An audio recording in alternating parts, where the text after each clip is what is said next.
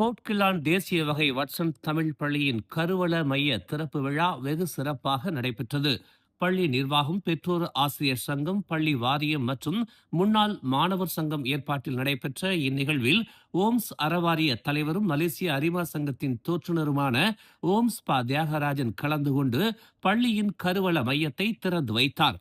நிகழ்வில் திறப்புரை ஆற்றிய அவர், இந்த டிஜிட்டல் காலகட்டத்தில் இணைய பயன்பாடு என்பது மிக அவசியம். நம் தமிழ் பள்ளிகளில் அதற்கான ஏற்பாடுகளை நம் பிள்ளைகளுக்காக செய்து கொடுக்கும் அனைத்து தரப்பினருக்கும் நன்றியை தெரிவித்துக் கொள்வதாக கூறினார்.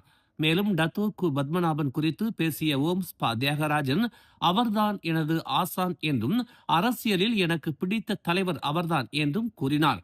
அரசியலில் இருக்கும் போது அவருடன் நட்பு ஏற்படவில்லை என்றும் அரசியலை விட்டு விலகிய பிறகுதான் அவருக்கு நண்பரானதாகவும் குறிப்பிட்டார். சிறந்த சேவையாளர், துணை அமைச்சராக இருந்தவர் என்று அவர் பேசினார்.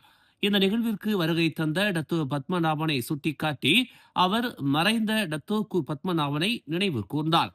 இப்பள்ளியின் இணைய மையம் வட்டார அளவில் 5வது இடத்தில் தேர்வு செய்யப்பட்டுள்ளதாக சொன்னார்கள். அவர்களுக்கு பாராட்டுகள்.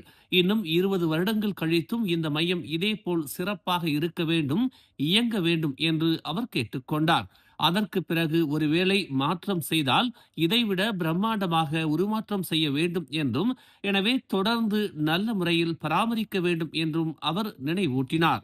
மேலும் செய்திகளை தெரிந்து கொள்ள தமிழ் மலர் இணையதளம், தமிழ் மலர் செயலி மற்றும் மலர் டிவி யூடியூப் சேனலை வலம் வாருங்கள். எங்களோடு இணைந்திருக்க மலர் டிவியை பதிவு செய்து கொள்ளுங்கள். உறவுகள் மகிழ்ந்திட விருப்பம் மற்றும் பகிர்வு சேவையை சொடுக்கிடுங்கள்.